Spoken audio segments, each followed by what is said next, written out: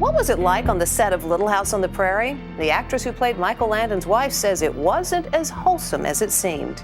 You've watched Laura Ingalls run barefoot through the prairie grass 100 times. You've seen Pa strum his fiddle by candlelight and Nellie Oleson stomp her feet in fury outside the mercantile. But what if I told you that almost nothing you saw on screen matched what was actually happening just a few feet away from the camera? A leading man hiding a drinking problem so well that most of the crew never noticed. A perfect TV family torn apart by a real-life feud that lasted decades. A continuity error so strange that fans still argue about it online today. Stick around, because we're about to look again at Little House on the Prairie, and this time, we're not skipping a single frame. Little House on the Prairie premiered on September 11, 1974, and for 8 seasons it told the story of the Ingalls family carving out a life on the American frontier near the fictional town of Walnut Grove. The show was based on the semi-autobiographical novels of Laura Ingalls Wilder, who spent much of her childhood moving across the Midwest with her family during the era of homesteading, when the United States government encouraged ordinary citizens to settle land it had acquired through deals like the Louisiana Purchase decades earlier. Producer Ed Friendly fell in love with Wilder's books and brought the project to NBC, where he partnered with an already famous television star to bring it to life. That star was Michael Landon, fresh off 14 years playing Little Joe Cartwright on the Western series Bonanza. Landon didn't just act in Little House, he wrote, directed, and produced huge portions of it, eventually directing 90 of the show's 204 episodes. On screen, he was Charles Ingalls, the steady, loving father every kid wished they had. Off-screen, the reality was far more complicated. Let's start with the friendships nobody expected. If you watched the show, you probably remember Laura Ingalls and Nellie Oleson as the two girls who couldn't stand each other. Nellie was spoiled, cruel, and always scheming, while Laura was the scrappy underdog constantly getting the short end of the stick. Audiences loved to hate Nellie, and actress Alison Arngrim leaned into that villainy with everything she had. What almost nobody watching at home realized is that Arngrim and Melissa Gilbert, the actress who played Laura, were genuinely close friends away from set. They spent their downtime together, had sleepovers, and got into the kind of ordinary mischief two young girls get into when they're not busy pretending to despise each other on camera. Their ability to switch that friendship off and slip into pure on-screen animosity is honestly a testament to how skilled they were, even at such a young age. That same layer of behind-the-scenes chemistry extended to Nellie's eventual on-screen husband, Percival Dalton, played by actor Steve Tracy. Tracy and Arngrim were close friends in real life, and the two of them apparently found it hilarious to torment Melissa Gilbert with their scripted romance. Whenever the cameras were rolling, they'd draw out their kisses and embraces far longer than necessary, just to fluster her. It's worth noting that Tracy was gay, so any hint of real romantic tension between him and Arngrim was purely for the cameras and for laughs at Gilbert's expense. That teasing wasn't random cruelty, either. Gilbert has spoken about how uncomfortable she felt with the show's romantic storylines in general. She was only 15 when she filmed her character's first real kiss with Dean Butler, who played the grown-up Almanzo Wilder and was in his early 20s at the time. The age gap made her genuinely anxious, and it was actually her first kiss of any kind, on screen or off. She turned to Michael Landon, who by then had become something like a father figure to her, and he brought her concerns straight to the producers. They ended up softening the moment, trading the kiss for something closer to a peck, which tells you a lot about how seriously Landon took his young co-star's comfort, even while the show around them pushed the boundaries of frontier romance for TV audiences of the 70s and 80s. Not every relationship on set was warm, though. While Gilbert and Arngrim were inseparable, Gilbert's real relationship with her on-screen older sister was almost the exact opposite of what appeared in every episode. Melissa Sue Anderson, who played the bookish and eventually blind Mary Ingalls, reportedly did not get along with Gilbert at all. The two rarely spoke unless the cameras demanded it, and whatever tension existed between them apparently never healed, even decades after the show wrapped. In her memoir, Gilbert has described Anderson in fairly unflattering terms, painting her as distant and difficult, though it's worth remembering we're only really hearing one side of that story, since Anderson has kept largely quiet about the specifics over the years. Other cast and crew members have suggested Anderson simply came from a sheltered, tightly controlled upbringing that didn't leave much room for the kind of loose, joking camaraderie the rest of the young cast shared. Whatever the real explanation, the sisterly warmth audiences saw between Mary and Laura each week was, in this case, pure performance.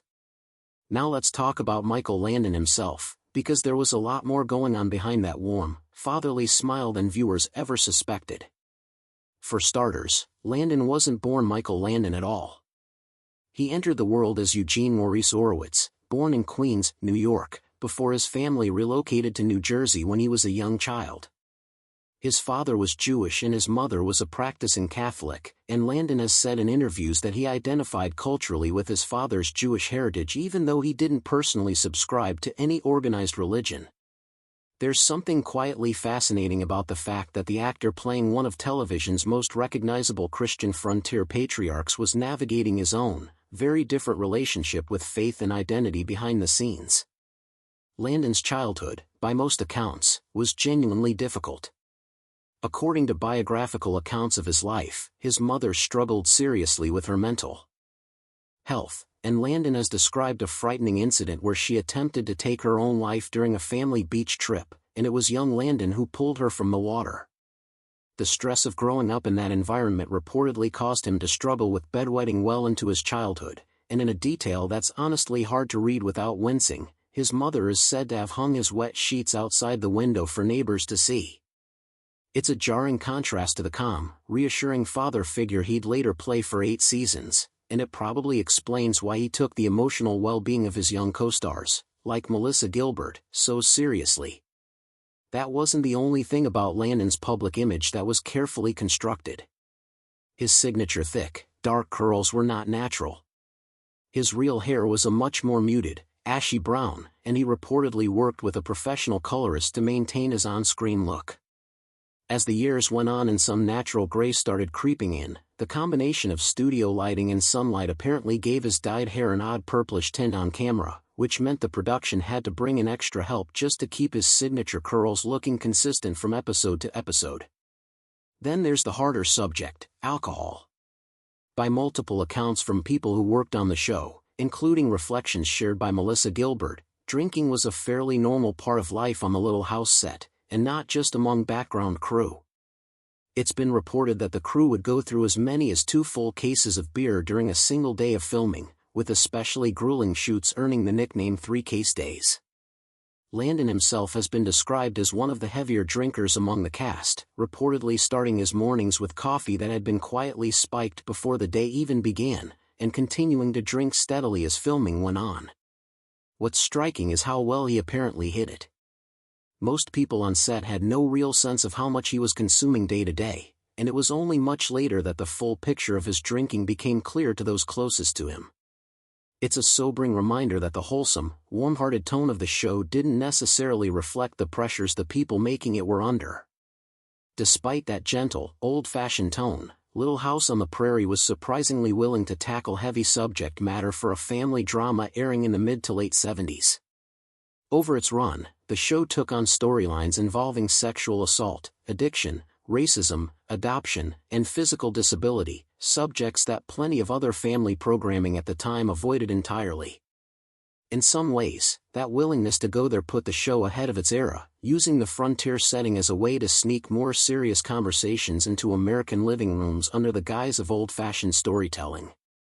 Of course, no show that ran for nearly a decade and pushed out over 200 episodes could avoid a few slip-ups, and Little House has its fair share of bloopers that fans still point to today.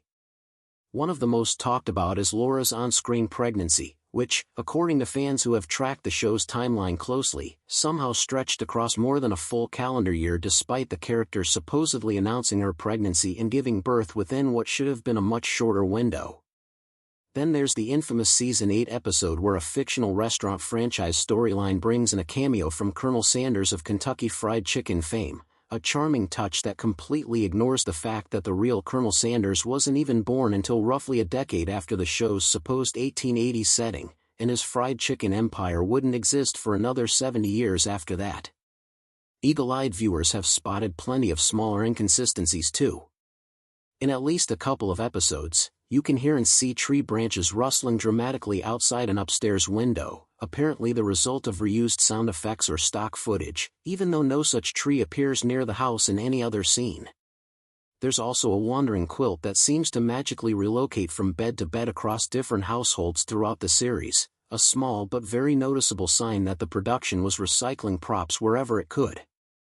And because the show was filmed in the 1970s and 80s while depicting the 1870s and 80s, plenty of hairstyles and wardrobe choices slipped through that don't quite belong.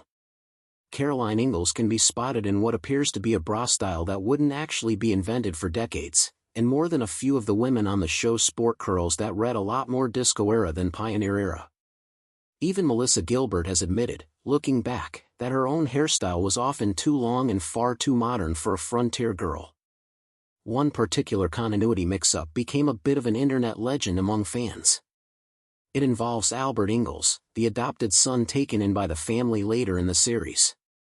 Different parts of the Little House story seem to disagree about what ultimately happened to him, with one version implying he died and another suggesting he grew up to become the town doctor. The confusion became such a running joke among devoted fans that one supporter reportedly arranged for Melissa Gilbert to record a personal video explaining the discrepancy as an anniversary surprise for their partner.